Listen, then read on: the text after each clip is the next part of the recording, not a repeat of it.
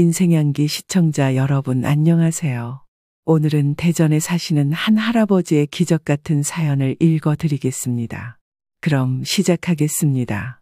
안녕하세요. 저는 김영수라고 합니다. 올해 72이 되었습니다. 젊었을 때는 그 누구보다 열심히 살았습니다. 아내를 일찍 떠나보내고 두 자식을 혼자 키우며 살았습니다. 저는 먹을 것, 입을 것 아껴가면서도 오로지 자식들 잘 되길 바라는 마음 하나로 버텼습니다. 하지만 지금 저는 이렇게 혼자입니다. 제가 가진 전부였던 자식들은 이제 저를 짐짝 취급합니다. 아니, 그보다도 더한 존재로 여기죠. 저는 더 이상 그들에게 부모도 아닙니다. 지금 이 이야기를 듣는 분들 중에도 저와 비슷한 삶을 살아오신 분들이 계실 겁니다. 가족을 위해 모든 걸 바쳤지만 정작 나이 들어 힘없어지니 버려지는 현실. 저도 한때는 그렇게 버려진 노인이었습니다. 하지만 제 인생은 기적처럼 반전되었습니다. 제 이야기를 끝까지 들어주세요. 그리고 혹시라도 저처럼 가족에게 외면당하는 분이 있다면 이 이야기가 작은 위로가 되었으면 좋겠습니다. 제 이야기를 시작하겠습니다. 사실 저는 제 인생이 이렇게 외롭게 끝날이라고는 한 번도 생각해 본 적이 없습니다. 저는 정말 성실한 사람이었습니다. 40년 넘게 일하며 두 아이를 키웠습니다. 힘들었지만 아이들을 좋은 환경에서 키우고 싶었습니다. 학비가 모자라면 야간에 막노동도 했고 주말에는 시장에서 짐을 나르며 돈을 벌었습니다. 그렇게 허리가 휘도록 일해 자식들을 먹이고 입혔습니다. 하지만 자식들은 부모의 희생을 당연하게 여겼습니다. 아들 태준이는 커서 변호사가 되고 싶다며 대학을 갔고 딸 수진이는 연예인이 되고 싶다며 수많은 학원을 다녔습니다. 저는 두 아이의 꿈을 위해 모든 걸 바쳤습니다. 아버지로서 해줄 수 있는 게 그것밖에 없었으니까요. 하지만 현실은 너무나도 냉정했습니다. 아들은 대학을 졸업하고 회사에 취업을 했습니다. 기대와 달리 변호사 시험에 연거푸 낙방했고 결국 작은 회사에 취직하게 되었습니다. 현실은 녹록지 않았고 직장 생활도 쉽지 않았습니다. 어느 날 아들은 저를 찾아왔습니다. 아버지, 저 이번에 정말 중요한 사업 기회가 생겼어요.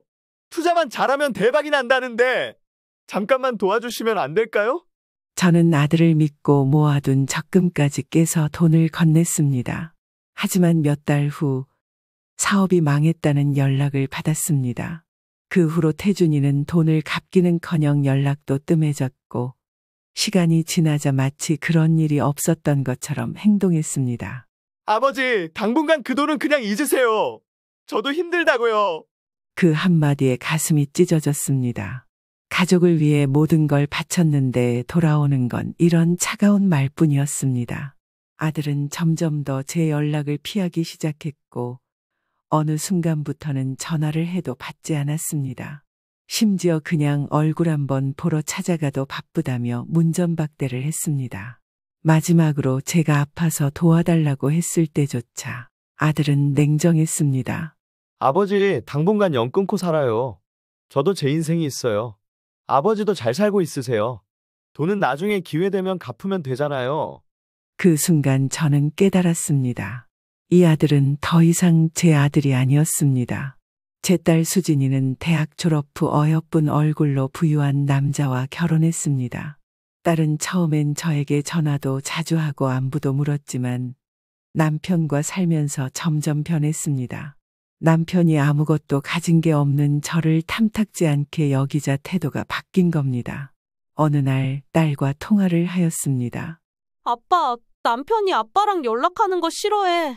그냥 무소식이 희소식이라고 각자 조용히 살자. 그 말을 듣는 순간 심장이 무너지는 것 같았습니다. 제가 목숨 바쳐 키운 딸이었는데 이제는 저를 부끄러워하고 있었습니다. 하루는 제가 몸이 너무 아파서 딸을 찾아갔습니다. 사실 딸이 너무 보고 싶기도 하였습니다.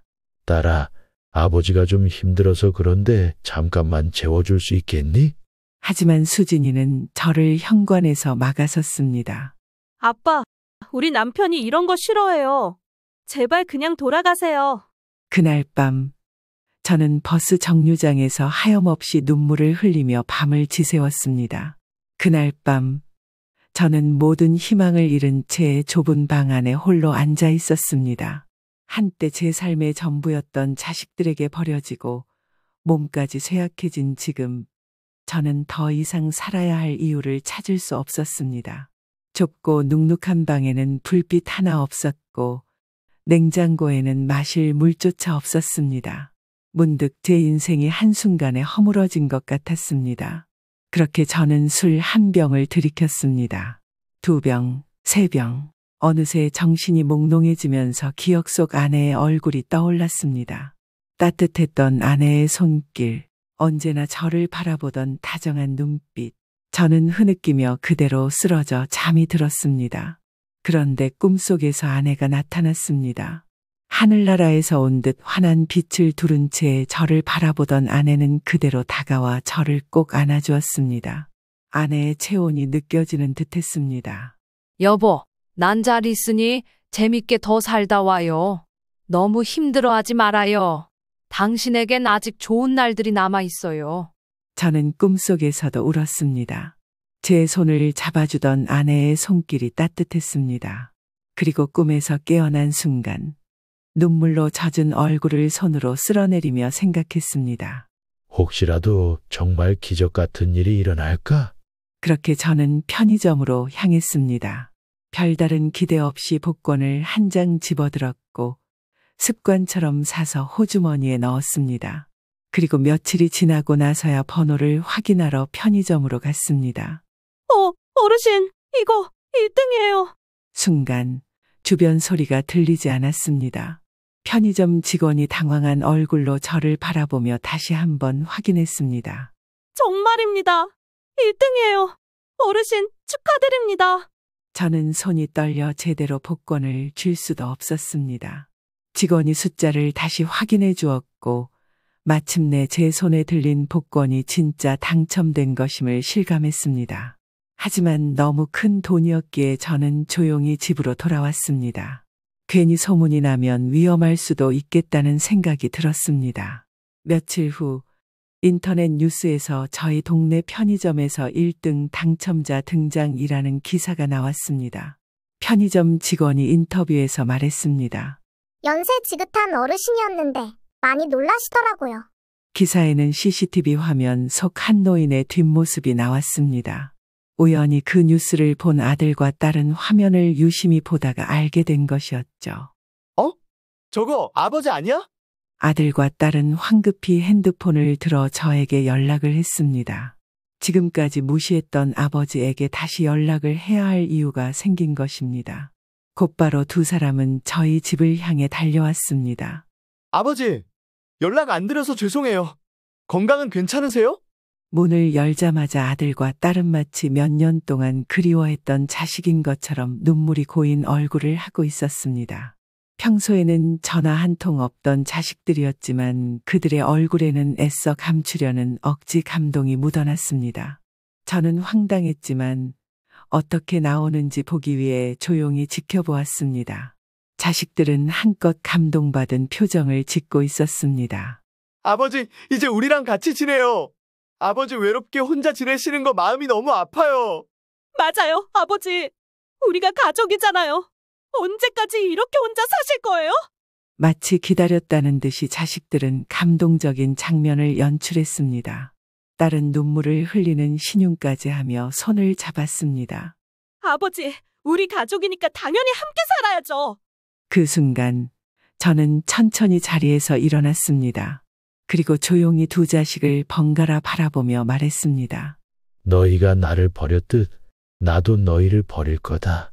자식들은 경악했습니다. 얼굴에서 감동이란 기색은 사라지고 당황과 분노가 뒤섞인 표정으로 바뀌었습니다. 아버지, 그게 무슨 말이에요?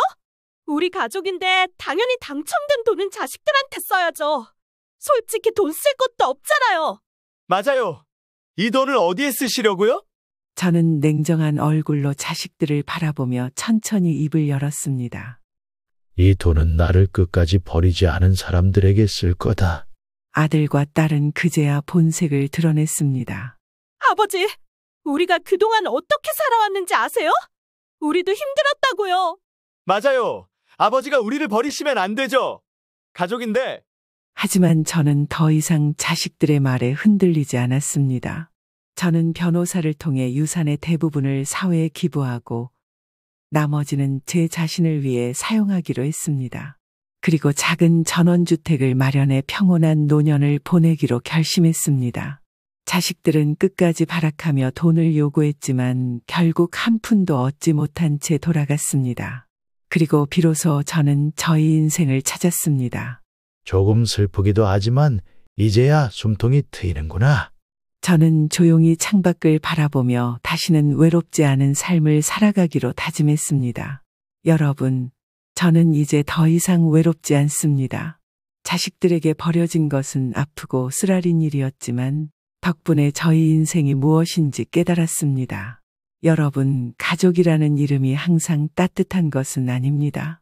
진정한 가족은 피로 맺어진 관계가 아니라 마음으로 연결된 사람들입니다. 저는 이제 남은 인생을 오롯이 저를 위해 살기로 했습니다. 또한 이 영상을 보시는 분들께 부탁드립니다. 부모님을 소홀히 대하지 마세요. 돈보다 중요한 것은 결국 사람입니다. 사랑 가득한 마음을 여러분의 부모님 또는 가족에게 주시길 바랍니다. 제 이야기가 여러분의 삶에 작은 울림이 되었길 바랍니다. 오늘도 영상 시청해 주셔서 감사드리며 구독과 좋아요는 영상 제작에 많은 힘이 됩니다. 감사합니다.